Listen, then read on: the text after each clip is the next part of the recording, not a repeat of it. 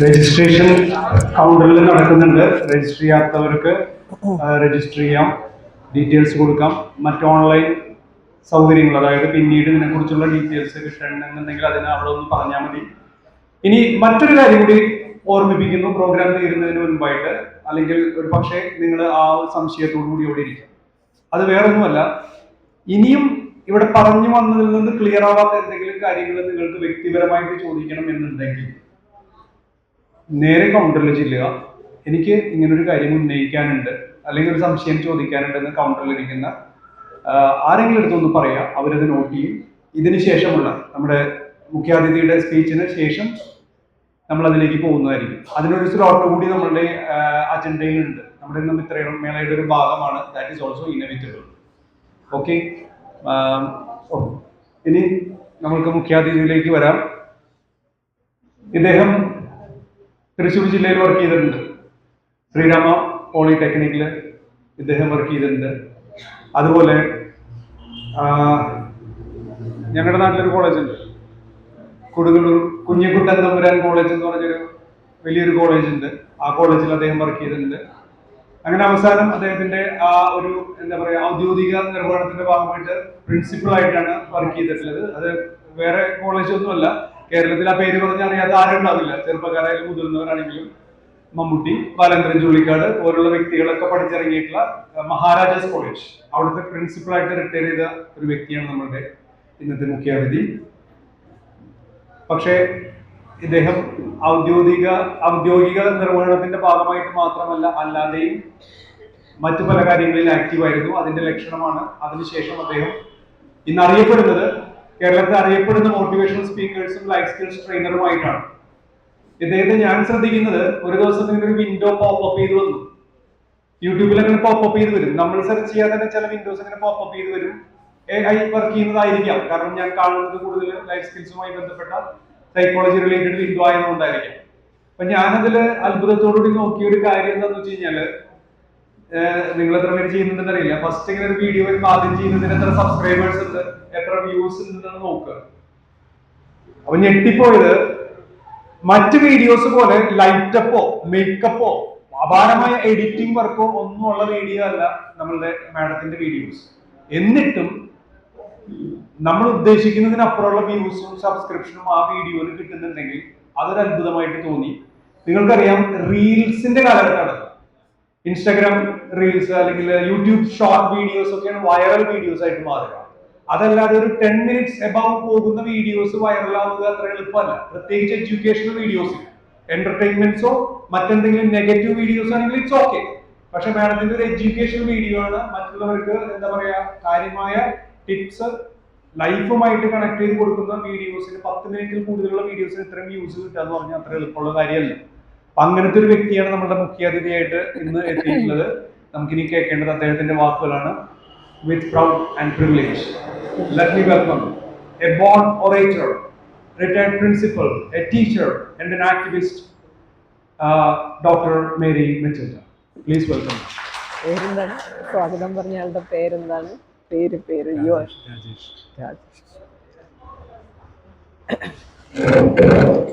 എല്ലാവർക്കും നമസ്കാരം. അപ്പൊ ഞാൻ രാജേഷിന്റെ പേരെന്താന്ന് ചോദിക്കായിരുന്നു. എന്നെ തന്നെ ഞെട്ടിപ്പിക്കുന്ന തരത്തിലുള്ള ഒരു ഇൻട്രൊഡക്ഷൻ അല്ലേ. Thank you so much. അപ്പൊ ഇവിടെ ഈ ഭാഗത്തേക്ക് വരുമ്പോൾ ഒരു പ്രത്യേക സന്തോഷമുണ്ട് കേട്ടോ. ഞാൻ ഈ കൊടുങ്ങല്ലൂർ കോളേജിലെ പ്രിൻസിപ്പൽ ആയിരുന്നു. പിന്നെ തൃപ്രയാർ പോളിടെക്നിക്കില് ഞാൻ പഠിപ്പിച്ചിട്ടുണ്ട്. പ്രിയ എൻ്റെ പ്രിയ ശിഷ്യാണ്. അപ്പോൾ ഈ ആ പോളിടെക്നിക്കാണ് എൻ്റെ ജീവിതത്തിൽ ശരിക്കും ഒരു ബ്രേക്ക് തന്നതെന്ന് പറയാം. ഇതുപോലെ ഉള്ള വിഷയങ്ങളെ പറ്റി അറിയാനും പഠിക്കാനും ഉള്ള ഒരു അവസരം തന്ന ഒരു വിദ്യാലയം അല്ലെങ്കിൽ ഒരു പോളിടെക്നിക്കാണ്. അപ്പൊ പ്രിയ വിളിച്ചപ്പോൾ എനിക്ക് ആ ഒരു ചിന്തയും കൂടി വന്നു. എനിക്ക് എന്തായാലും ഇതിന് വരേണ്ട ഒരു ഒബ്ലിഗേഷൻ ഉണ്ടെന്ന് എനിക്ക് തോന്നി. കാരണം എൻ്റെ വളർച്ച എത്രത്തോളം വളർന്നു അതിൽ വളരെ നിർണായകമായ പങ്കുവഹിച്ച ഒരു സ്ഥാപനമാണ്. അപ്പൊ അതുകൊണ്ട് തന്നെ ഇവിടെ വന്ന് നിൽക്കുമ്പോൾ നമ്മുടെ മനസ്സിൽ തോന്നുന്ന ഒരു ഗ്രാറ്റിറ്റ്യൂഡ് ഉണ്ടല്ലോ. നമ്മുടെ ജീവിത വഴിത്താരയിൽ നമ്മുടെ ഒരു വളർച്ചയ്ക്ക് പ്രചോദനമായ വിദ്യാഭ്യാസ സ്ഥാപനങ്ങൾ അപ്പൊ അതിന്റെ ഒരു നിമിത്തമായിട്ട് ഇവിടെ വന്നതിൽ ഒരുപാട് സന്തോഷമുണ്ട്. അപ്പൊ പെട്ടെന്ന് ഇങ്ങോട്ട് വരുമ്പോഴേ നമ്മളൊരു മനോഹരമായ ഒരു ലോകത്തേക്ക് കടന്നു വന്ന പോലെ തോന്നും. കാരണം നമ്മുടെ ചുറ്റുപാട് നടക്കുന്നത്, നമ്മൾ ഇന്ന് ജീവിക്കുന്ന ലോകത്തിന് പറയുന്ന ഒരു പേരുണ്ട് കേട്ടോ, ബുക്ക വേൾഡ് എന്നാ പറയാ. ബുക്ക വേൾഡ്, VUCA. ശരിക്കും ജീവിച്ച് പരിശീലനാകുന്ന ഒരവസ്ഥയാണല്ലേ. എത്രയോ പേരാ പറയുന്നത് ഒന്നും വേണ്ടില്ലായിരുന്നു, കുറച്ച് സമാധാനവും സന്തോഷവും കിട്ടിയാൽ മതിയായിരുന്നു. അപ്പൊ അങ്ങനെ നമ്മൾ ആകാനുള്ള കാരണം ഇന്നത്തെ നമ്മുടെ എൻവയോൺമെന്റ് അതങ്ങനെ ആക്കുന്നതിൽ നമുക്ക് പങ്കുണ്ടെങ്കിലും നമ്മളല്ല അതിൻ്റെ കാരണക്കാർ, പൂർണ്ണമായിട്ടും നമ്മളാണെന്ന് പറയേണ്ട ആവശ്യമില്ല. നമ്മുടെ ചുറ്റുപാട് നടക്കുന്ന പല കാര്യങ്ങൾ നമ്മളെ സ്വാധീനിക്കുമ്പോൾ നമുക്ക് പലപ്പോഴും അവിടെ നിസ്സഹായരായി നോക്കി നിൽക്കേണ്ടി വരാറുണ്ട്. അപ്പൊ ഈ ബുക്ക വേൾഡ് എന്ന് പറഞ്ഞാൽ എന്താണോ, അതിൽ VUCA, വി എന്ന് പറഞ്ഞാൽ വോളറ്റിലിറ്റി. അപ്പൊ ഇവിടെ നിങ്ങളുടെ ആപ്തവാക്യങ്ങളിൽ, ഈ സംഘടനയുടെ ആപ്തവാക്യങ്ങളിൽ പറഞ്ഞതാണ് ഈ ലോകം എല്ലാവർക്കും ഇവിടെ ജീവിക്കാനുള്ള അവകാശമുണ്ട്, സന്തോഷത്തോടെ അഭിമാനത്തോടെ ജീവിക്കാൻ അവകാശമുണ്ട്. പക്ഷെ വോളറ്റിലിറ്റി എന്ന് പറഞ്ഞു കഴിഞ്ഞാൽ അങ്ങനെ ഒരു കാര്യത്തെക്കുറിച്ച് ചിന്തിക്കാത്ത ഒരു ലോകം. മനുഷ്യർക്ക് ഇവിടെ സന്തോഷമായിട്ടും സമാധാനമായിട്ടും കഴിയണം, ആ ഒരു ആശയത്തെ തകിടം മറിക്കുന്ന ഒരു വാക്കാണ് വോളറ്റിലിറ്റി. പെട്ടെന്ന് ഇങ്ങനെ മാറ്റങ്ങൾ വന്നുകൊണ്ട് എങ്ങോട്ടാണ് നമ്മൾ പോകുന്നത്, എന്തിനാണ് ഇത്രയും സ്പീഡ് എന്ന് നമുക്ക് തോന്നിപ്പിക്കുന്ന ഒരു വാക്കാണ് ഈ വോളറ്റിലിറ്റി. പെട്ടെന്ന് കാര്യങ്ങളൊക്കെ കാലഹരണപ്പെട്ടു പോവുക, നമ്മൾ വലിച്ചെറിഞ്ഞ് കളയുക, പുതിയ കാര്യങ്ങൾ കൊണ്ടുവരിക. ഇതിനെല്ലാത്തിനും നമ്മൾ ഉപയോഗിക്കുന്നത് ഇവിടെയുള്ള റിസോഴ്സസ് ആണ്. അപ്പൊ പിന്നെ നമ്മൾ പറയുന്ന ഒരു ലോകം എങ്ങനെ വരും, എല്ലാവർക്കും തുല്യമായിട്ട്. ഗാന്ധിജി പണ്ട് പറഞ്ഞ പോലെ there is everything in this world to satisfy man's needs but not his greeds. ഇപ്പൊ നമ്മുടെ ഒരു ജീവിതം എന്ന് പറഞ്ഞാൽ നമുക്കൊരു സാധനം മതിയാകുകയാണ്, ഇത് മതി, ഇനി അടുത്തതിലേക്ക് പോകാം. അപ്പൊ നമ്മൾ ഈ മാത്തമാറ്റിക്സ് പഠിക്കുമ്പോഴേ അരിത്തമെറ്റിക് സീരീസ് എന്ന് പറഞ്ഞൊരു സീരീസ് ഉണ്ട്. അതിങ്ങനെ നമുക്ക് നമ്മുടെ ഗ്രോത്തിനെ പറ്റി പറയാൻ ഞാൻ മാത്തമാറ്റിക്സ് ഇവിടെ ഉപയോഗിക്കുകയാണ്. അരിത്തമെറ്റിക് സീരീസ് എന്ന് പറഞ്ഞു കഴിഞ്ഞാൽ ഇപ്പൊ ഇന്ന് നമ്മളിവിടെ എക്സിൽ നിൽക്കുന്നു, X+2 വരുന്നു, X+4 വരുന്നു. അപ്പൊ 2 വെച്ച് നമ്മൾ ആഡ് ചെയ്ത് പോവുക, അവിടെ ഒരു സമാധാനം ഉണ്ടല്ലേ. പിന്നെ അടുത്തതെന്ന് പറഞ്ഞാൽ ജോമെട്രിക് ആയിട്ട് ഗ്രോ ചെയ്യാം എന്ന് വെച്ചാൽ ഇപ്പൊ കൂട്ടിയല്ലേ പോയത്, ഇനി മടങ്ങായിട്ട് X 2x ആയിട്ട് മാറുന്നു, 3x ആയിട്ട് മാറുന്നു, 4x ആയിട്ട് മാറുന്നു. അപ്പൊ ഗ്രോത്ത് കൂടി, നമ്മൾ അതിന്റെ അപ്പുറത്തേക്ക് ഇങ്ങനെ പോയേക്കാണ്. നമ്മുടെ ഒരു കൺട്രോളിൽ നിൽക്കാത്ത തരത്തിൽ സ്പീഡിൽ ഈ ലോകം പോയിക്കൊണ്ടിരിക്കുകയാണ്. അപ്പൊ അത് മീറ്റ് ചെയ്യാൻ, അത് ഇങ്ങനെ നമ്മളെ പരിശീലനാക്കുന്ന ഒരവസ്ഥ, അതാണ് വോളറ്റിലിറ്റി. യു എന്ന് പറഞ്ഞ അൺസർട്ടനിറ്റി. ഒന്നും നമ്മുടെ കൺട്രോളിലല്ലല്ലോ, നമുക്കറിയില്ല എന്തൊക്കെ എങ്ങനെയൊക്കെ വരും. പിന്നെ ഞാനൊരു കോളേജിൽ പോയിരിക്കുകയായിരുന്നു രാവിലെ. അപ്പൊ അവിടുത്തെ ടീച്ചേഴ്സ് പറയാ, പുതിയ സമ്പ്രദായം അനുസരിച്ച് കുട്ടികൾക്ക് എന്തും എവിടെയും പോയി പഠിക്കാം, ഏത് വിഷയം.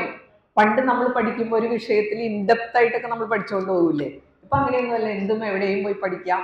അപ്പൊ അങ്ങനെ ഒരു കൺട്രോൾ ഇല്ലാതെ അവർക്ക് തന്നെ അറിയില്ല ഈ പഠിച്ചു കഴിഞ്ഞാൽ എന്ത് സംഭവിക്കുന്നതിനെ പറ്റി യാതൊരു ഗ്രാഹ്യവും ഇല്ല, ഞാൻ എങ്ങോട്ടാണ് പോകേണ്ടത്, എന്താണ് എൻ്റെ ലക്ഷ്യം, അങ്ങനെ ഒരു രീതിയില്ലാത്ത അൺസർട്ടനിറ്റി. അപ്പൊ VUC കഴിഞ്ഞില്ലേ, സി എന്ന് പറഞ്ഞ കോംപ്ലക്സിറ്റി. പണ്ട് നമ്മൾ വളരെ ലളിതമായിട്ട് ചെയ്തിരുന്ന പല കാര്യങ്ങളിൽ നിന്ന് സങ്കീർണമാണ്. നിങ്ങൾ എന്തെങ്കിലും ഒരു സാധനം വാങ്ങിക്കഴിഞ്ഞാൽ അതിന്റെ മെയിൻ്റനൻസ് എന്ന് പറഞ്ഞൊരു സാധനം ഉണ്ട് കേട്ടോ, വിളിച്ചാലും കിട്ടൂല അല്ലേ. ഒരിടത്തിലേക്ക് നമ്മള് കുത്തി വിളിക്കുമ്പോ ഇവിടെ അല്ല മറ്റേയാളെ വിളിക്കാൻ പറയും, മറിച്ചയാളെ വിളിക്കാൻ പറയും.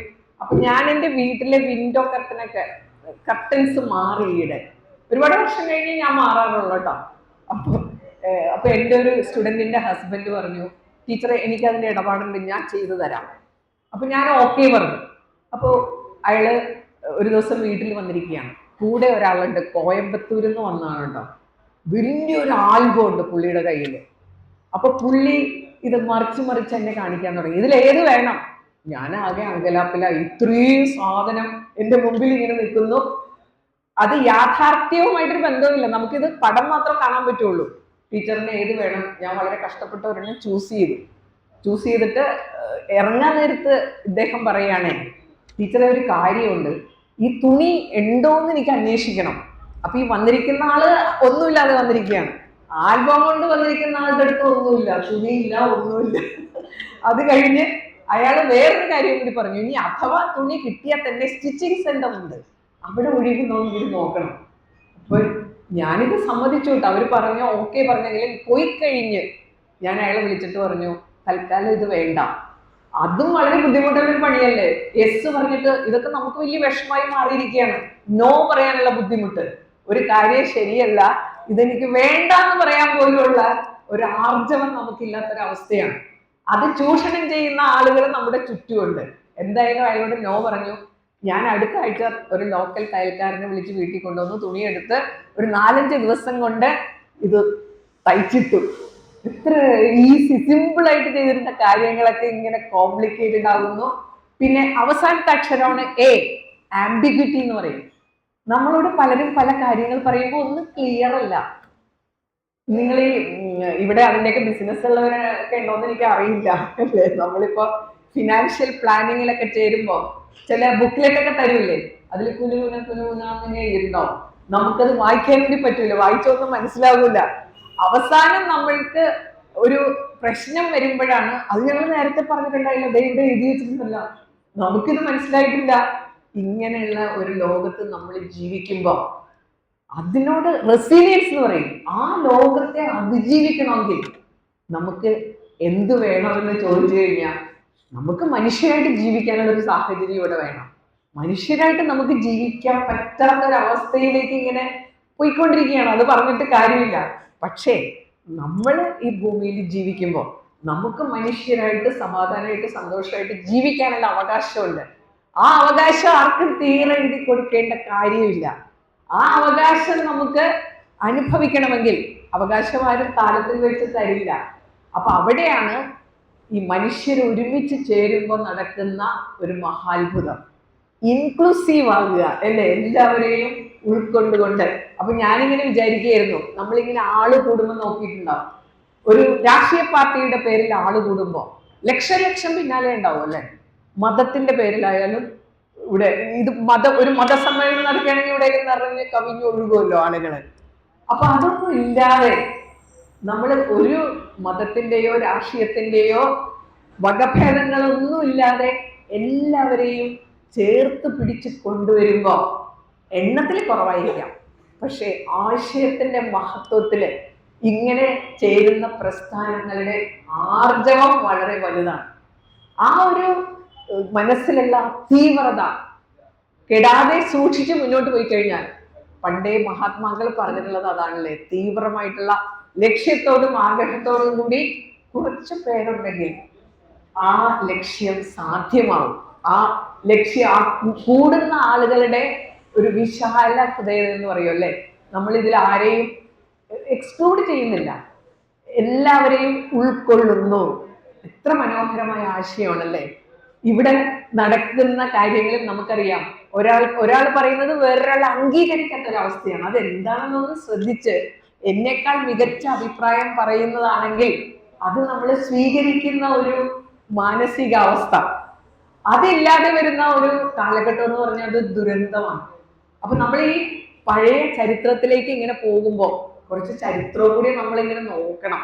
കാരണം ചരിത്രം നമ്മളെ മുന്നോട്ട് പോകാൻ പ്രേരിപ്പിക്കുന്ന ഒന്നാണ് ചരിത്രം. അപ്പൊ മനുഷ്യന്റെ ചരിത്രം പരിശോധിച്ചു കഴിഞ്ഞാൽ, നമ്മുടെ പണ്ട് കാലത്ത് മനുഷ്യൻ എന്ന് പറഞ്ഞു കഴിഞ്ഞാൽ ആരാലും ഗൗനിക്കപ്പെടാതെ ഉണ്ടായിരുന്ന ഒരു കൂട്ടം ജീവികൾ എന്നേ പറയാൻ പറ്റുള്ളൂ. അത് കഴിഞ്ഞ് അന്ന് നമ്മൾ മനുഷ്യരെ മറ്റ് ജീവികളുമായിട്ട് താരതമ്യം ചെയ്യുമ്പോൾ പോലും മനുഷ്യന്റെ അവസ്ഥ വല്ലാതെ കഷ്ടമാണ്. ഒരാനയെങ്ങനെ ഇങ്ങനെ കയറി വന്ന് എന്തായിരിക്കും അല്ലെ. ആനയുടെ കരുത്ത് എന്ന് പറഞ്ഞു കഴിഞ്ഞാൽ നമ്മളൊക്കെ അതിന്റെ മുമ്പിൽ ഒന്നുമല്ല. മറ്റ് ജീവികളെ പലതുമായിട്ട് താരതമ്യം ചെയ്യുമ്പോഴും നമ്മൾ അത്രത്തോളം സ്കിൽഡ് ഒന്നുമല്ല. അങ്ങനെ ആരാലും ഗൗനിക്കപ്പെടാതെ കഴിഞ്ഞിരുന്ന മനുഷ്യൻ ഇന്ന് ലോകത്തിന്റെ നെറുകയിൽ ചവിട്ടി നിൽക്കുകയാണ്. ഞങ്ങളാണ് ഇവിടുത്തെ സർവാധിപതി എന്ന് പറഞ്ഞു നിൽക്കുമ്പോ നമ്മുടെ ചരിത്രം ഒന്ന് നോക്കിയാൽ നമുക്ക് മനസ്സിലാവും നമ്മൾ എത്രയോ ഘട്ടങ്ങൾ കടന്നാണ് ഇവിടെ എത്തിയത്. അപ്പോ നമ്മൾ ഈ ലോകത്തിന്റെ നെറുകയിൽ ചവിട്ടി നിൽക്കാൻ നമ്മളെ സഹായിച്ച കാര്യം എന്താണെന്ന് ചോദിച്ചാൽ എന്തായിരിക്കും സഹായിച്ചിട്ടുണ്ടാവുക? നമ്മൾ മറ്റ് ജീവജാലങ്ങളും തമ്മിലുള്ള വ്യത്യാസം എവിടെയാണ്? ഇവിടെ ഒരു സാധനമുണ്ട്, ബ്രെയിൻ എന്ന് പറയും അല്ലേ. ഇത് ഭയങ്കര സൂപ്പറാണ്, ഹ്യൂമൻ ബ്രെയിൻ. അപ്പൊ പണ്ട് കാലത്തും ബ്രെയിൻ ഉണ്ടായിരുന്നു, പക്ഷെ അന്ന് നമ്മുടെ കാര്യം വളരെ കഷ്ടത്തിലായിരുന്നു. അതിന്റെ കാരണം ഈ ബ്രെയിൻ നമുക്ക് ഉപയോഗിക്കാനുള്ള ഒരു സാഹചര്യം ഉണ്ടായിരുന്നില്ല. അതിന്റെ ശക്തി നമുക്ക് അനുഭവിക്കാനും ഉപയോഗിക്കാനും പറ്റിയിരുന്നില്ല. അപ്പൊ അതുകൊണ്ട് നമ്മുടെ സാധ്യതകൾ നമുക്ക് പ്രയോജനപ്പെടുത്താൻ പറ്റിയില്ല. പിന്നെ എപ്പോഴാണ് നമുക്കൊരു ബ്രേക്ക് കിട്ടിയതെന്ന് ചോദിച്ചു കഴിഞ്ഞാൽ എപ്പോഴായിരിക്കും നമ്മൾ ഈ ലെവലിലേക്ക് വളരാൻ ഒരു തുടക്കമുണ്ടായത്? നമുക്ക് ആത്മവിശ്വാസം തരുന്ന ഒരു തുടക്കമായിരുന്നു തീ കണ്ടുപിടിച്ചത്. നമ്മൾ തീ നിസ്സാരമായിട്ട് കാണുമല്ലോ, പക്ഷേ ഈ തീ കണ്ടുപിടിച്ചതാണ് നമ്മുടെ മുന്നോട്ടുള്ള പ്രയാണത്തിന്റെ അടിസ്ഥാനം. തീ കണ്ടുപിടിച്ചപ്പോ നമ്മുടെ ഏറ്റവും വലിയൊരു അനുഗ്രഹം എന്ന് പറഞ്ഞു കഴിഞ്ഞാൽ നമ്മുടെ ബ്രെയിനിന് എനർജി വേണം അല്ലേ. എനർജി കിട്ടുന്നത് ആഹാരത്തിൽ നിന്നാണ്. അപ്പൊ മനുഷ്യനെ സംബന്ധിച്ച് പല ആഹാരങ്ങളും പാചകം ചെയ്തൊക്കെ കഴിക്കാൻ പറ്റുള്ളൂ. തീ കണ്ടുപിടിച്ചതോടുകൂടി ആഹാരം കഴിക്കാനുള്ള കുറെ പരിമിതികൾ ഇല്ലാതായി. അങ്ങനെ മനുഷ്യൻ ആഹാരം കഴിച്ച് ഇതൊക്കെ പ്രവർത്തിക്കാൻ തുടങ്ങിയപ്പോൾ അവന് തോന്നി, അപ്പൊ പിന്നെ ആഹാരം കഴിക്കാനുള്ള കാര്യങ്ങളിലും എന്തെങ്കിലുമൊക്കെ മാറ്റങ്ങൾ വരുത്താൻ പറ്റില്ലേ. അങ്ങനെ കൃഷിയായി, വ്യവസായമായി, വ്യവസായ വിപ്ലവം അങ്ങനെ വന്ന് നമ്മളിപ്പോൾ ഡിജിറ്റൽ വേൾഡിൽ വന്ന് നിൽക്കുകയാണ്. ഇനി നമുക്ക് ആരെയും നോക്കാനില്ല. നമ്മളിങ്ങനെ അടുത്തതെന്താണെന്ന് ആലോചിച്ച് പോകുമ്പോൾ എൻ്റെ ലോകം ഞാൻ മാത്രം മതി എന്നുള്ളൊരു തോന്നലിലേക്ക് പോലും നമ്മൾ വന്നിരിക്കണം. ഇപ്പൊ നമ്മൾ യൂട്യൂബിലൊക്കെ കണ്ടു കാണും, ഇപ്പോഴത്തെ ജനറേഷന് വിവാഹം കഴിക്കാൻ താല്പര്യമില്ലാത്തതിന്റെ ഒരു കാരണം എനിക്ക് ഞാൻ മതിയല്ലോ, വേറെ ആരും എന്റെ കൂടെ ഇല്ലെങ്കിലും കുഴപ്പമൊന്നുമില്ല, എനിക്ക് സ്വിഗ്ഗിയിൽ ഓർഡർ ചെയ്ത ഭക്ഷണം വീട്ടിൽ വരും അല്ലേ, എന്ത് ചെയ്യണമെങ്കിലും എനിക്കൊരു മൊബൈൽ മതി, ആ മൊബൈലിലൂടെ ഇരുന്ന് എനിക്ക് എല്ലാ കാര്യങ്ങളും സാധിക്കും എന്നുള്ള ഒരു ആത്മവിശ്വാസമാണ്. പക്ഷേ നമ്മൾ ഇന്ന് ഈ കുട്ടികളുടെയൊക്കെ റിസൾട്ട് ഒക്കെ വരുമ്പോൾ നല്ല മാർക്ക് കിട്ടുന്ന കുട്ടികളൊക്കെ പണ്ട് ഈ മെഡിസിൻ എഞ്ചിനീയറിംഗിനൊക്കെ ഉള്ളോ ആദ്യത്തെ ഓപ്ഷൻ. ഇന്ന് കുട്ടികളുടെ ആദ്യത്തെ ഓപ്ഷൻ എന്താണെന്ന് അറിയാമോ? നിങ്ങൾ ശ്രദ്ധിച്ചിട്ടുണ്ടോ? ഇപ്പൊ നല്ല മാർക്ക് വാങ്ങുന്ന കുട്ടികൾ എന്താണ് പഠിക്കാൻ പോകുന്നതെന്ന് ചോദിച്ചു കഴിഞ്ഞാൽ മെഡിസിൻ എഞ്ചിനീയറിംഗിന്റെ ആ ഒരു കാലഘട്ടം മാറി ഇപ്പൊ കുട്ടികളൊക്കെ പഠിക്കാൻ പോകുന്നത് എന്താണെന്നോ? സൈക്കോളജിയാണ്. ഞാൻ ആ മാറ്റം വളരെ സ്പെസിഫിക് ആയിട്ട് ശ്രദ്ധിച്ച ഒരാളാണ്. ഒന്നാമത്തെ ചാനലൊക്കെ ചെയ്യുന്നതുകൊണ്ട് ഇതുപോലെയുള്ള വിഷയങ്ങൾ കൈകാര്യം ചെയ്യുമ്പോൾ എനിക്ക് മനസ്സിലായിട്ടുള്ളത് ഇവര് സൈക്കോളജി എടുക്കാനുള്ള കാരണം എന്താ? ഇനി വരുന്ന കാലഘട്ടത്തിൽ അതിന് നല്ല സ്കോപ്പ് ഉണ്ട്. സ്കോപ്പ് എങ്ങനെയുണ്ടാവുന്നത്? ഒരുപാട് മനോരോഗികളെ നമ്മൾ വിഭാവന ചെയ്യുന്നുണ്ട്. ഇങ്ങനെ ജീവിച്ചു പോയി കഴിഞ്ഞാൽ മനുഷ്യനായിട്ട് ജീവിക്കണമെങ്കിൽ നമുക്ക് പ്രകൃതി തന്ന ചില നാച്ചുറൽ ആയിട്ടുള്ള ചില ഇൻസ്റ്റിങ്സ് ഉണ്ട്, അതിനെ നമുക്ക് മാറ്റാൻ പറ്റില്ല. എന്തൊക്കെ ടെക്നോളജി വികസിച്ചാലും മനുഷ്യൻ ബേസിക്കലി നമുക്കുള്ള കാര്യങ്ങളില്ലേ, പ്രകൃതി നിശ്ചയിച്ച ചില കാര്യങ്ങൾ, അതിൽ നിന്ന് പൂർണ്ണമായിട്ട് നമുക്ക് മാറാൻ പറ്റില്ല എന്നുള്ളതിന്റെ ഏറ്റവും ശക്തമായിട്ടുള്ള തെളിവാണ് നമ്മൾ ഇത്രയും സാങ്കേതികമായിട്ട് ഇങ്ങനെ മുന്നോട്ട് പോകുമ്പോഴും നമുക്ക് മനസ്സമാധാനമില്ലാത്ത ആളുകളുടെ എണ്ണം വർദ്ധിച്ചു വരുന്നു. നല്ല ബന്ധങ്ങൾ നമുക്ക് ഉണ്ടാക്കാൻ പറ്റുന്നില്ല. ആ ബന്ധങ്ങൾ ഇല്ലാത്തതിന്റെ അസ്വസ്ഥതകൾ കാരണം മനുഷ്യന്റെ ഏറ്റവും വലിയ സന്തോഷം ഉള്ളത്, അല്ലെങ്കിൽ സന്തോഷം എന്ന് പറഞ്ഞു കഴിഞ്ഞാൽ ബന്ധങ്ങൾ, കണക്ഷൻസ്. നമ്മൾ എങ്ങനെ ആളുകളുമായിട്ട് ക്വാളിറ്റി ഉള്ള കണക്ഷൻസ് ഉണ്ടാക്കുന്നു, അതാണ് ശരിക്കും പറഞ്ഞു കഴിഞ്ഞാൽ നമുക്ക് സന്തോഷം, ഹാപ്പിനെസ് തരുന്നത്. മനുഷ്യനായി സന്തോഷമായിട്ട് ഈ ഭൂമിയിൽ ജീവിക്കണമെങ്കിൽ നമ്മുടെ ബേസിക് ആയിട്ടുള്ള ഏറ്റവും വലിയ ആവശ്യമാണ് നമ്മുടെ കണക്ഷൻസ്. അപ്പൊ നമ്മൾ ഇന്ന് കണക്ഷൻ ഉണ്ടാക്കാൻ വേണ്ടി ടെക്നോളജി ഒരുപാട് വികസിച്ചു. പക്ഷെ നമ്മൾ ഉണ്ടാക്കുന്ന കണക്ഷൻ എന്ന് പറഞ്ഞു കഴിഞ്ഞാൽ നമ്മളെപ്പോഴും എല്ലാ കാര്യങ്ങളും ഇന്ന് ചെയ്യുമ്പോൾ അതിന്റെ അടിസ്ഥാനമായിട്ട് നമ്മൾ ചിന്തിക്കുന്നത് സുഖത്തെ കുറിച്ചാണ്. സുഖം, ഇത് എന്ത് കാര്യവും കംഫർട്ടബിൾ ആയിരിക്കുക, അത് മനുഷ്യനെ എപ്പോഴും പ്രശ്നത്തിലാക്കുന്ന ഒന്നാണ്. നമ്മളിപ്പോ ആരോട് ചോദിച്ചാൽ നിങ്ങൾക്ക് ജീവിതത്തിൽ ഏറ്റവും കൂടുതൽ വേണ്ടത് എന്താണ്, എല്ലാവരും പറയുന്ന ഉത്തരവുണ്ടല്ലേ, വി വോണ്ട് ഹാപ്പിനെസ്.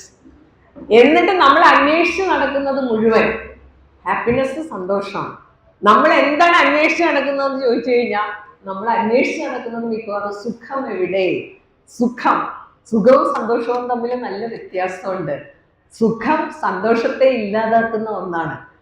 സുഖത്തിന് ഇംഗ്ലീഷിൽ കംഫർട്ട് എന്ന് പറയാ.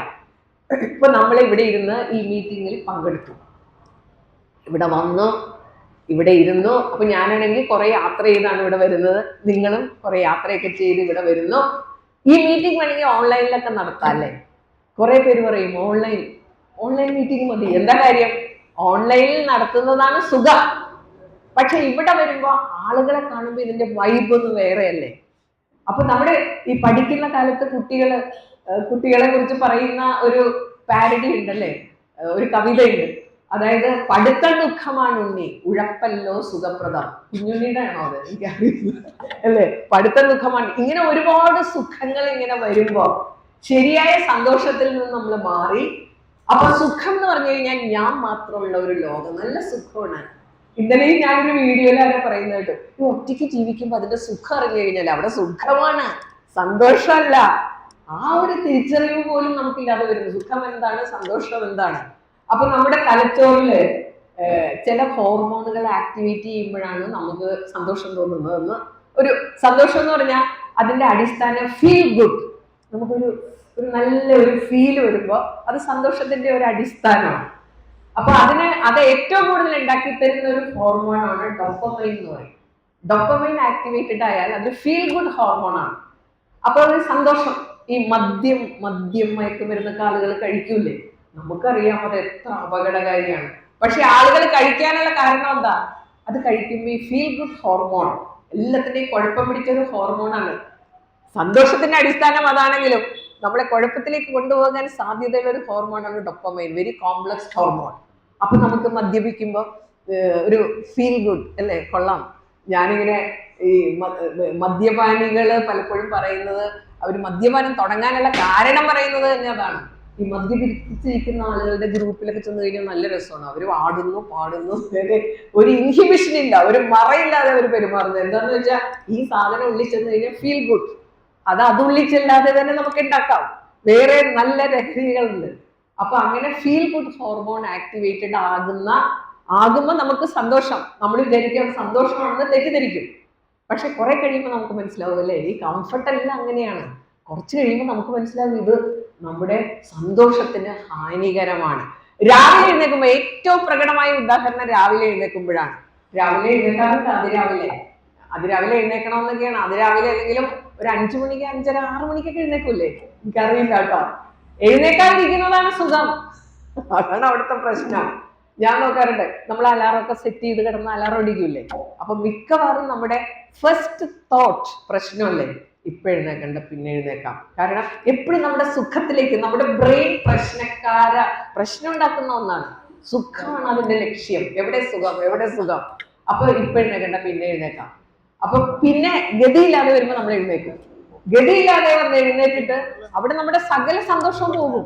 നമുക്ക് പോകാൻ സമയമായി, ഒന്നും ചെയ്തിട്ടില്ല, സ്ട്രെസ്സായി, പ്രശ്നങ്ങളായി. അപ്പൊ ഓരോ സുഖവും നമ്മുടെ സന്തോഷം ഇല്ലാതാക്കുന്നു. എക്സസൈസ് ചെയ്യാതിരിക്കുന്നതാണ് സുഖം. ആരോഗ്യവുമായിട്ട് ബന്ധപ്പെട്ട എല്ലാ പ്രവൃത്തികളും തന്നെ ചെയ്യാതിരിക്കുന്നതാണ് സുഖം. ശരീരം അനങ്ങാതിരിക്കുന്നതാണ് സുഖം അല്ലേ? അനക്കം നമുക്ക് ഭയങ്കര ബുദ്ധിമുട്ടാണ്. പക്ഷെ അനാരോഗ്യം വന്നു കഴിഞ്ഞാൽ നമ്മുടെ സന്തോഷം എല്ലാം പോകും. പിന്നെ പ്ലാസ്റ്റിക് വന്ന കാലമൊക്കെ ഓർമ്മയുണ്ടാവും. എനിക്ക് ഓർമ്മയുണ്ട് കേട്ടോ. ഞാൻ നിങ്ങളെ കയ്യിലൊക്കെ നല്ല പ്രായമുള്ള ആളാണ് കേട്ടോ. പിന്നെ ഈ സന്തോഷവും ഗോദരജിതയൊക്കെ ഉപയോഗിക്കുന്നതുകൊണ്ട് കുറച്ചൊക്കെ ചെറുപ്പമായിട്ടിരിക്കുന്നു മാത്രം. അപ്പൊ എന്റെയൊക്കെ പഴയ കാലത്ത് അങ്ങനെ പറയാം, നമ്മൾ ഈ പള്ളിയിലൊക്കെ പോയി വരുമ്പോ ഈ പശുയിറച്ചിയൊക്കെ വാങ്ങും. അപ്പൊ നല്ല ഓലയില് നല്ല സഞ്ചി പോലെയൊക്കെ ഉണ്ടാക്കി അതിനകത്താണ് കൊണ്ടുവരിക. പിന്നെ കടയിലൊക്കെ പോകുമ്പോൾ നമുക്ക് സഞ്ചിയായിട്ടൊക്കെ പോകണം, സഞ്ചിയിൽ സാധനങ്ങൾ വാങ്ങണം. പിന്നെ കടലാസിലൊക്കെ കുമ്പിള് കുത്തിയൊക്കെ തരിക. അപ്പൊ നമുക്കതൊക്കെ വലിയ ബുദ്ധിമുട്ടായിട്ട്, വലിയ പാടാണല്ലോ. സഞ്ചിയും കൊണ്ട് പോകണം, അവിടെ ഇങ്ങനെ പോകുമ്പോൾ കയ്യിൽ ഈ സാധനമൊക്കെ പിടിച്ചോണ്ട് വരണം. അങ്ങനെ ഇരിക്കുമ്പോഴാണ് ഈ പ്ലാസ്റ്റിക് എന്ന് പറയുന്ന സാധനം വന്നതോടുകൂടി നമുക്ക് എന്ത് സന്തോഷം അല്ലേ? ശരിക്കും നമ്മുടെ ഡോപ്പമൈനൊക്കെ ആക്ടിവേറ്റഡ് ആയി, ഫീൽ ഗുഡ്. എവിടെ പോകുമ്പോഴും ഒന്നും കൊണ്ടുപോകണ്ട, ഒരു കവറിലിട്ടേക്ക് തന്നോളും. പിന്നെ നമുക്ക് മനസ്സിലായി നമ്മുടെ ആരോഗ്യവും എല്ലാം നശിപ്പിക്കുന്ന രീതിയിൽ ആ പ്ലാസ്റ്റിക് വളർന്ന് വലുതായി ഭയങ്കര നമ്മുടെ ലോകത്ത് അല്ലെങ്കിൽ നമ്മുടെ ചുറ്റുപാടും ഈ രോഗികളുടെ എണ്ണം, എല്ലാവർക്കും ശ്വാസകോശ സംബന്ധമായ രോഗങ്ങൾ വരാനൊക്കെ ഒരു കാരണം ഈ പ്ലാസ്റ്റിക് കത്തിക്കുന്നതിലൂടെ ഉണ്ടാകുന്ന വലിയ രോഗങ്ങളുണ്ട്. പക്ഷെ പ്ലാസ്റ്റിക്കിനോട് എൻട്രിയിൽ വന്നപ്പോൾ നമുക്ക് ഭയങ്കര സന്തോഷമായിരുന്നു. മൊബൈൽ ഫോൺ, സോഷ്യൽ മീഡിയ നമുക്ക് ഒരുപാട് സന്തോഷം തന്നു. എന്തുകൊണ്ടാണ്? സുഖം, നല്ല സുഖമാണ്. ഇതിങ്ങനെ നോക്കി വേറെ ഇങ്ങനെ സ്ക്രോൾ ചെയ്താൽ മതി. എനിക്ക് കൂട്ടുകാരെ കാണാൻ പോകേണ്ട, വെറുതെ സ്ക്രോൾ ചെയ്താൽ മതി.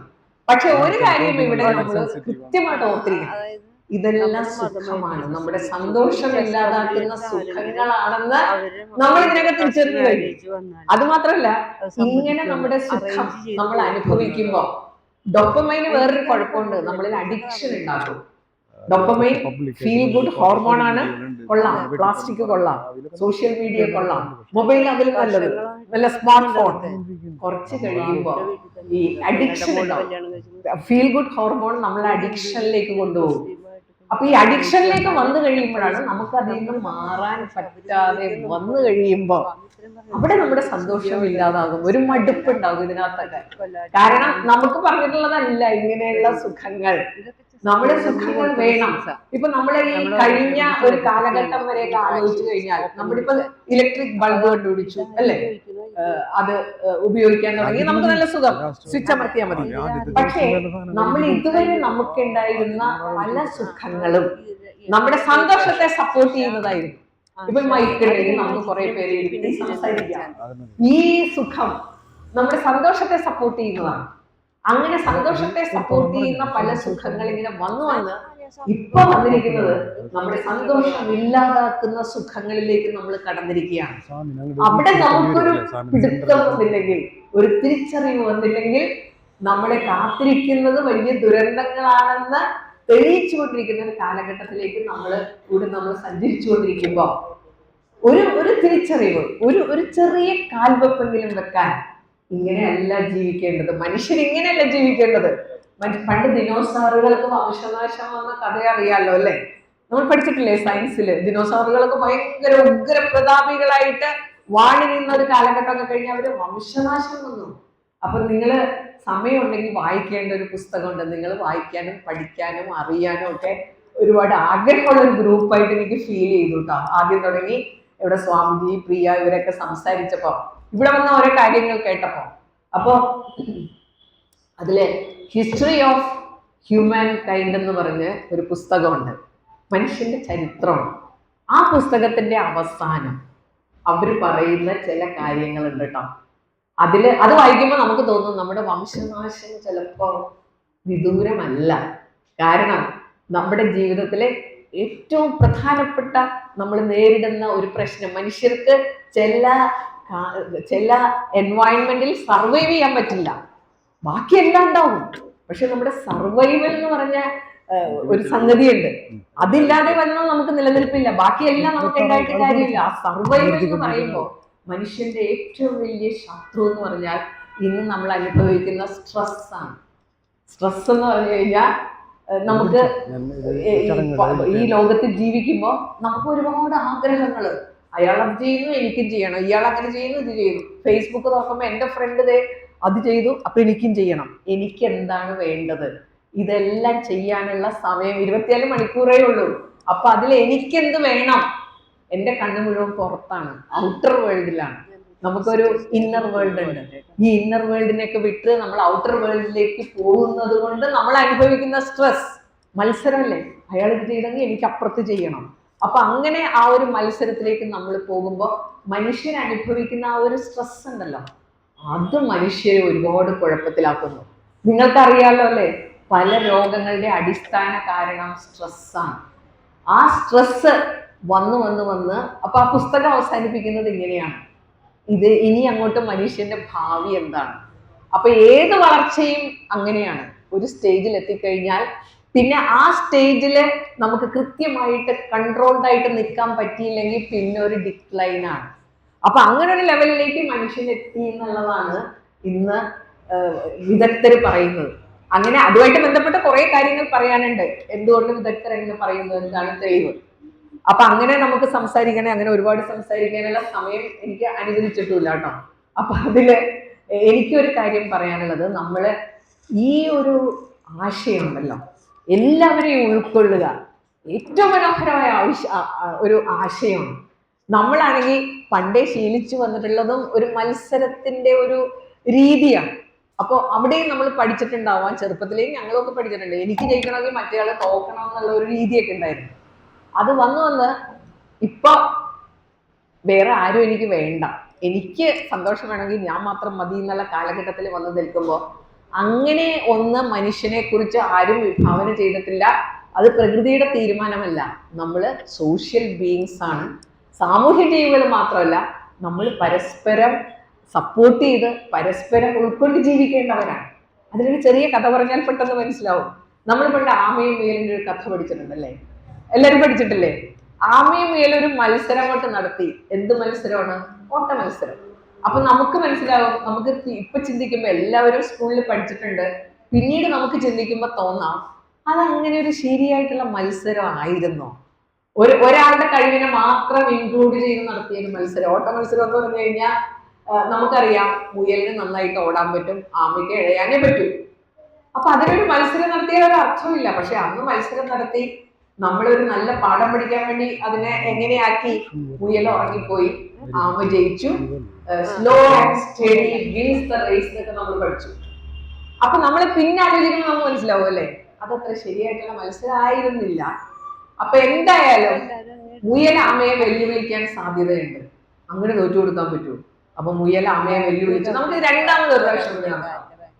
അപ്പൊ മുയൽ വെല്ലുവിളിച്ചു, ആമയ്ക്കാണെങ്കിൽ ഓവർ കോൺഫിഡൻസ് ആണ്, ഞാൻ ഒരു തവണ ജയിച്ചതല്ലേ, അപ്പൊ ഇത്തവണയും ജയിക്കും എന്നുള്ളൊരു വിശ്വാസത്തിൽ ആമ സമ്മതിച്ചു, മത്സരം നടത്തി. മത്സരം നടത്തിയപ്പോ ആര് ജയിക്കും ഇത്തവണ? മുയൽ അന്തം വിട്ടോടി, ഉറപ്പായിട്ടും മുയൽ ജയിച്ചു. അപ്പൊ ആമയ്ക്ക് വിഷമമായി, ഒരു തവണ ജയിച്ച ഞാൻ അങ്ങനെ തോറ്റു കൊടുക്കാൻ പറ്റില്ലല്ലോ, വീണ്ടും മത്സരം നടത്താൻ തോന്നും. അപ്പൊ വീണ്ടും മത്സരം നടത്തി. അപ്പോ ആമ പറഞ്ഞേ, ഈ മത്സരം ഞാൻ എല്ലാം റെഡിയാക്കിക്കോളാം. കാരണം എന്താണ്? ആമയ്ക്ക് നല്ല ഉറപ്പാണ്, ഇത്തവണ ഒരു പാര പണിതില്ലെങ്കിൽ ജയിക്കാൻ ഒരു സാധ്യതയില്ല. അപ്പൊ മുയല് സമ്മതിച്ചു. മുയലിന്റെ വിചാരം എന്താ? ഒരു കാരണവശാലും ഞാൻ തോക്കൂലല്ലോ, ഞാൻ ഭയങ്കര ഓട്ടക്കാരനല്ലേ, നിങ്ങൾ എന്ത് വേണമെന്ന് വെച്ചാൽ ചെയ്തു, ഞാൻ മത്സരത്തിന് തയ്യാർ. അപ്പൊ ആമ മത്സരത്തിന്റെ എല്ലാം റെഡിയാക്കി, രണ്ടുപേരും വന്നു നിന്നു. അപ്പൊ റൂട്ടൊക്കെ മാർക്ക് ചെയ്തിട്ടുണ്ട്. സ്റ്റാർട്ട് പറഞ്ഞതും മുയൽ അന്തം വിട്ട് ഓടിയിട്ടാണ്. ഓടി ചെന്ന് ഒരു പുഴയുടെ പക്കീച്ച് ഇങ്ങനെ നിൽക്കുകയാണ്. റൂട്ട് അങ്ങനെയാണ് പോണത്, ഫിനിഷിംഗ് പോയിന്റ് പുഴയുടെ അക്കരെയാണ്. അപ്പൊ ഇയാൾ ഇങ്ങനെ നിന്നപ്പോ ആമ വീണ്ടും വന്ന് ഇഴഞ്ഞ് ഫിനിഷിംഗ് പോയിന്റിൽ ആദ്യം എത്തി, ഫസ്റ്റ് ആയി. പക്ഷെ ഇതിനകം ഇവർ രണ്ടുപേരും നല്ല സുഹൃത്തുക്കളായിട്ടാണ്. ഇപ്പോഴാണ് അവർക്ക് തോന്നിയത്, സത്യത്തിൽ നമ്മൾ പരസ്പരം അംഗീകരിച്ച് പരസ്പരം സപ്പോർട്ട് ചെയ്താൽ നമുക്ക് രണ്ടു പേർക്കും ഇത് ബെറ്റർ ടൈമിൽ ഫിനിഷ് ചെയ്യാൻ പറ്റില്ലേ? അവരാ മത്സരം വീണ്ടും നടത്തുകയാണ്, ഇപ്പൊ നടത്തിയ അതേ മത്സരം. അപ്പൊ പുഴ വരെ മുയൽ ആമയെ തോളത്തിരുത്തി ഓടി. പുഴയെത്തിയപ്പോ ആമ മുയലിനെ തോളത്തിരുത്തി പുഴ നീന്തി കിടന്നു. അപ്പുറത്ത് ചെന്നപ്പോ വീണ്ടും റിവേഴ്സ് ഓർഡറില് മുയൽ ആമയെ തോളത്തിരുത്തി ഫിനിഷിംഗ് പോയിന്റിലേക്ക് കുതിച്ചു. അപ്പൊ രണ്ടുപേരും ബെറ്റർ ടൈമിൽ ഫിനിഷ് ചെയ്തു. മനുഷ്യർ ഒരുമിച്ച് ചേരുമ്പോൾ നടക്കുന്ന ഒരു പ്രതിഭാസം അതാണ്. നമ്മൾ നോക്കേണ്ടത് ആ ഓരോരുത്തരുടെയും കഴിവുകൾ സമന്വയിപ്പിക്കുമ്പോൾ. വീടുകളിൽ അങ്ങനെയാണ്, വീടുകളിലും ഒരുപാട് പ്രശ്നങ്ങൾ ഉണ്ടാവാറില്ല ഈ ബന്ധങ്ങളിൽ, ഞാനോ നീയോ വലുത് എന്നുള്ള ഒരു മത്സരം നമ്മൾ അറിയാതെ എവിടെയായാലും ഒരു പ്രോട്ടോകോൾ കടന്നു വരാറുണ്ട്. അപ്പോൾ ഈ പ്രോട്ടോകോൾ നമുക്ക് ഒരുപാട് പ്രശ്നങ്ങൾ ഉണ്ടാക്കും.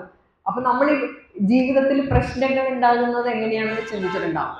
രണ്ടുപേരുടെ ആവശ്യങ്ങൾ പൊരുത്തപ്പെടാതെ വരുമ്പോഴാണ് പ്രശ്നങ്ങൾ ഉണ്ടാവുന്നത്. അപ്പൊ നമ്മൾ പ്രശ്നങ്ങൾ സോൾവ് ചെയ്യാറുണ്ട്. പലപ്പോഴും നമ്മൾ പ്രശ്നങ്ങൾ പരിഹരിക്കുമ്പോൾ ഈ റിലേഷൻഷിപ്പിൽ നമ്മൾ അറിയാതെ ഒരു പ്രോട്ടോകോൾ കടന്നു വരും. ഹസ്ബൻഡ് വൈഫ് റിലേഷൻഷിപ്പ് ഒരു പ്രോട്ടോകോൾ ഇല്ലേ? അവിടെ സമത്വം അല്ലെങ്കിൽ രണ്ടുപേരും ഒരു ഈക്വൽ ലെവലിൽ നിൽക്കാറില്ല. എല്ലാ റിലേഷനും അങ്ങനെയാണ്, ഒരാൾ മുകളിലോ ഒരാൾ താഴെയോ ആയിരിക്കും. Student teacher relationship. അപ്പോൾ രണ്ടാളുകൾ ഒരു മുറിയിലിരിക്കുകയാണ്. അപ്പൊ ഫോർ എക്സാമ്പിൾ ഞാനും പ്രിയയും ഒരു മുറിയിലിരിക്കുന്നു എന്ന് വിചാരിക്കുക. ഞാൻ പ്രിയയോട് പറയാണ്, മുറിയുടെ ജനലൊക്കെ ഒന്ന് അടച്ചു വെച്ച്. അപ്പൊ പ്രിയ പറയാണ്, അയ്യോ മാഡം എനിക്ക് ജനല് തുറന്നു വെക്കണം. പ്രശ്നം ഉണ്ടാകാൻ അത് മതിയല്ലോ, ഒരാൾക്ക് ജനൽ തുറന്നു വെക്കണം, ഒരാൾക്ക് അടച്ചു വെക്കണം.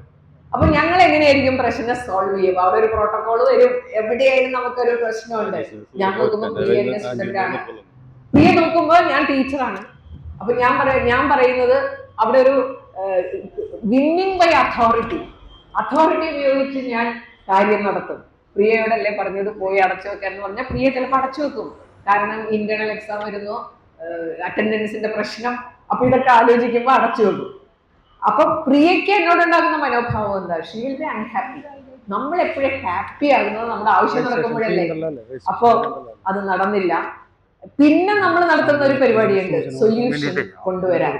നമ്മൾ പറയും നമ്മളൊക്കെ വിശാല ഹൃദയരാണ്, അഡ്ജസ്റ്റ് ചെയ്യാന്ന് പറയും. അപ്പൊ ഒരുപക്ഷെ ചിലർ പറയും അതെ നിങ്ങൾ രണ്ടുപേരും ഒരു കാര്യം ചെയ്യും, ജനലടക്കുക, പകുതി തുറന്നു വെക്കുക, പകുതി അടച്ചും വെക്കുക. അപ്പോ കാര്യം ശരിയായില്ലേ? പക്ഷെ സത്യം പറഞ്ഞാൽ ഇങ്ങനെ ചെയ്താൽ രണ്ടുപേരും വിചാരിക്കുന്നത് നടന്നിട്ടില്ല. ഞാൻ പകുതി അടച്ചു വെച്ചാൽ മുഴുവൻ അടക്കുക എന്നുള്ളത് എന്റെ ആവശ്യം നടന്നിട്ടില്ല. അതുപോലെ പകുതി തുറന്നു വെച്ചാൽ തുറന്നു വെക്കാനുള്ള പ്രിയയുടെ ആവശ്യവും നടന്നിട്ടില്ല. അപ്പൊ രണ്ടുപേരും വിചാരിക്കുന്നത് നടന്നിട്ടില്ല. പക്ഷെ നമുക്കൊരു ആശ്വാസം, ഞാൻ വിചാരിച്ചത് നടന്നില്ലെങ്കിലും വേണ്ടില്ല, പ്രിയ വിചാരിച്ചത് നടന്നില്ലല്ലോ. അപ്പൊ ഇതേ രീതിയിൽ ഉൾക്കൊള്ളാനുള്ള ഒരു ബുദ്ധിമുട്ട് കൊണ്ട് നമ്മൾ ഇങ്ങനെ ചെയ്യാറുണ്ട്. പരസ്പരം ഉൾക്കൊണ്ട് ഈ നമ്മളെ ഈ മനുഷ്യരെ സമഭാവനയോടെ ഇൻക്ലൂഡ് ചെയ്യുമ്പോൾ വരുന്ന ഒരു അത്ഭുതം എന്താണെന്നോ, അവിടെ പിന്നെ പ്രശ്നത്തിലാണ് നമ്മൾ ഫോക്കസ് ചെയ്യണത്, ആളുകളിലല്ല. നമുക്കൊരു പ്രശ്നമുണ്ട്, എങ്ങനെ സോൾവ് ചെയ്യാം. ഞങ്ങൾ പ്രശ്നത്തിൽ ഫോക്കസ് ചെയ്താൽ പ്രശ്നമാണ് ഇപ്പൊ നമ്മുടെ മുമ്പിലുള്ളത്. അപ്പൊ ഞാൻ പ്രിയയോട് പറയാണ്, അതെ ഞാൻ ജനൽ അടച്ചു വെക്കാൻ പറഞ്ഞതേ എനിക്ക് തണുത്തിട്ട് വയ്യ. അപ്പൊ പ്രിയ പറയണത് എന്താണോ, അയ്യോ ഞാൻ ജനൽ തുറന്നു വെക്കാൻ പറഞ്ഞതേ എനിക്ക് ഫ്രഷ് എയർ കിട്ടണം. അപ്പൊ സത്യം പറഞ്ഞാൽ അടക്കുക തുറക്കുകയല്ല ഇവിടുത്തെ പ്രോബ്ലം. എന്താണ്? ഒരാൾക്ക് തണുത്തിട്ട് വയ്യ, ഒരാൾക്ക് ഫ്രഷ് എയർ കിട്ടണം. അപ്പൊ രണ്ടുപേരും ഈക്വൽ ലെവലിലേക്ക് വന്നു കഴിയുമ്പോൾ അവിടെ ബെറ്റർ സൊല്യൂഷൻ ഉണ്ടാവും. പ്രിയ എന്നോട് പറയും ഞാനൊരു ബ്ലാങ്കറ്റ് തരാം, അത് ഉപയോഗിച്ചോളൂ മാഡം. അപ്പൊ ഞാൻ ബ്ലാങ്കറ്റ് ഉപയോഗിക്കുന്നു, I feel warm and she can keep the Windows open. എത്ര മനോഹരമാണല്ലേ? അങ്ങനെ പരസ്പരം ഇൻക്ലൂസീവ് ആയിട്ട് വരുന്ന ഒരു സമൂഹത്തിന്റെ മുമ്പിൽ നിന്നുകൊണ്ട്, സമയം കുറച്ച് കുറവാണെങ്കിൽ ഇത്രയും സമയങ്ങളിൽ കിട്ടിയത് ഒരുപാട് സന്തോഷമുണ്ട്. കാരണം എല്ലാവരും ഭയങ്കര അറ്റൻറ്റീവായിട്ട് ഇരിക്കുമ്പോൾ നമുക്ക് ഈ പ്രഭാഷകർക്ക് പ്രഭാഷണം നടത്താനുള്ള അത്യാഗ്രഹം കൂടും. ഓക്കെ, അപ്പൊ എന്തായാലും ഈ മനോഹരമായ സായാഹ്നത്തിൽ നിങ്ങൾ എല്ലാവരും എത്തിച്ചേർന്നത് കൊണ്ട് വീട്ടിലിരിക്കുന്നതാണ് സുഖം. ആ സുഖം വേണ്ടെന്ന് വെച്ച് ഇവിടെ വരുമ്പോ നമുക്ക് ഇപ്പൊ കിട്ടുന്ന ഫീലിംഗ് എന്താ? വന്നത് നന്നായി. അത് തന്നെയാണ് എനിക്ക് തോന്നുന്നത്. ഇത്രയും യാത്ര ചെയ്തെങ്കിലും ഇവിടെ വന്നെങ്കിലും ഒരു ഭയങ്കര എനർജി അല്ലേ? എല്ലാവരും എനർജിയോടുകൂടി തിരിച്ചു പോകാൻ ദൈവം എനിക്കുന്ന ഒരു അവസരം തന്നതിന് ദൈവത്തിനും നിങ്ങൾക്കും പ്രിയ ആയിരിക്കും ഇതിന്റെ ഒരു ബാക്ക്ഗ്രൗണ്ടിൽ വർക്ക് ചെയ്യുന്ന സ്വാമിജിക്കും എല്ലാവർക്കും നന്ദി പറഞ്ഞുകൊണ്ട് ഞാൻ അവസാനിപ്പിക്കുന്നു. Thank you.